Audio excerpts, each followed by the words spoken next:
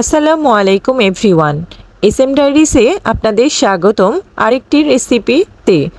আচ্ছা, ফ্রিজ খুলে দেখলেন কোনো মাছ মাংস নেই, অথচ মন চাইছে দারুণ টেস্টি আর রিচ কিছু খেতে। একদম চিন্তা করবেন না, আজ আমি আপনাদের সাথে শেয়ার করব মাত্র ঘরে থাকা সাধারণ ডিম দিয়ে তৈরি এমন একটি সিক্রেট রেসিপি, যার স্বাদ আসলেই যে কোনো মাংসের স্বাদকে হার মানাবে। যারা একবার এই পদ্ধতিতে ডিমের ঝুরি খাবে, তারা বারবার আপনার কাছে একটাই রিকোয়েস্ট করবে। চলুন পুরো প্রসেসটা একদম ডিটেলসে দেখে নেওয়া যাক। রান্নার জন্য প্যানে আমি পরিমাণ মতো তেল গরম করে নিচ্ছি। তেল গরম হয়ে এলে প্রথমে আমি পেঁয়াজ কুচিগুলো দিয়ে দেব। পেঁয়াজ কুচিগুলো আমি ভেজে নিব যতক্ষণ পর্যন্ত হালকা বাদামি না হয়ে আসে। দেখতেই পাচ্ছেন পেঁয়াজগুলো হালকা নরম ও বাদামি রং ধারণ করেছে। এখন আমি একে একে গুঁড়ো মশলাগুলো দিয়ে দিব। হাফ চামচ হলুদ গুঁড়া দিয়ে দিলাম। ঝাল যে যার মতো কম বেশি করে পরিমাণ মতো মরিচের গুঁড়া দিয়ে দিলাম। সাথে আমি হাফ চামচ জিরা গুঁড়া দিয়ে দিয়েছি। এটা চাইলে আপনারা স্কিপ করলেও করতে পারেন। টেস্টটা যেন ভালো আসে তার জন্য আমি জিরা গুঁড়োটা দিয়ে দিয়েছি। স্বাদ মতো লবণ দিয়ে দেব। মশলাটা যাতে পুড়ে না যায় তাই চুলাটা মাঝারি আঁচ রেখে মশলাটা খুব ভালো করে কষিয়ে নেব।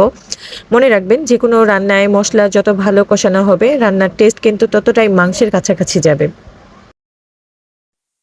মশলা থেকে যখন তেল উপরে ভেসে উঠবে তখন আমি টমেটো 4 টুকরো দিয়ে দিব। এটা আমি আমার ফ্রিজে সংরক্ষণ করেছিলাম 4 ফালি করে, সেটা দিয়ে দিয়েছি।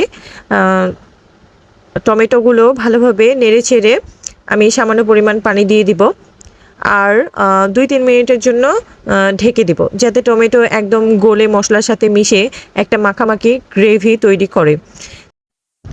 চলুন তাহলে 2-3 মিনিট অপেক্ষা করি। হয়ে গেছে আমার 2-3 মিনিট। এখন আমি ঢাকনাটা তুলে নিব। আর দেখতেই পাচ্ছেন টমেটোটা গলে মশলাটা কতটা রিচ আর কালারফুল লাগছে। ঠিক এই পর্যায়ে আমরা ডিমের ম্যাজিকটা দেখাবো। এবার চুলার আঁচটা সামান্য বাড়িয়ে কষানো মশলার মাঝখানে জায়গা করে ডিমগুলো একে একে ভেঙে দেব। আমি এখানে 3টি ডিম নিয়েছি, সবগুলো ভেঙে দিলাম। ডিম দেওয়ার পর সাথে সাথেই কিন্তু একদম নাড়াচাড়া করে হালুয়া বানিয়ে ফেলা যাবে না। ডিমের সাদা অংশটা একটু সেট হতে 10 থেকে 15 সেকেন্ড সময় দিতে হবে। এরপর আলতো করে ঝুরি করা শুরু করুন। এতে করে ডিমের টুকরোগুলো একটু বড় বড় থাকবে, যা মশলার সাথে মিশে হুবহু কিমা বা মাংসের ঝুরির মতো টেক্সচার দিবে। এবার মিডিয়াম আঁচে ডিমটাকে মশলার সাথে অনবরত নেড়ে 2-3 মিনিট ভেজে নিতে হবে।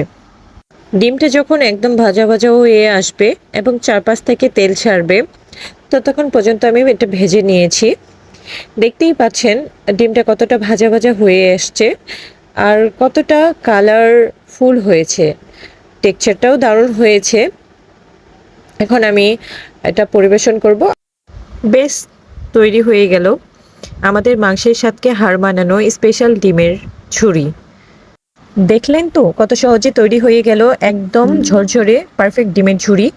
সকালের নাস্তায় গরম গরম পরোটা কিংবা রাতে অলস সময়ে ঝটপট ভাতের সাথে খাওয়ার জন্য এর কোনো বিকল্প নেই। রেসিপিটি ভালো লাগলে অবশ্যই ভিডিওতে একটা লাইক দেবেন আর আপনার ফ্রেন্ডস ও ফ্যামিলির সাথে শেয়ার করতে ভুলবেন না কিন্তু। এমন আরও সহজ ও মজার রেসিপি পেতে চ্যানেলটি সাবস্ক্রাইব করে পাশেই থাকবেন। আজ এ পর্যন্ত, সবাই ভালো থাকবেন। আল্লাহ হাফেজ।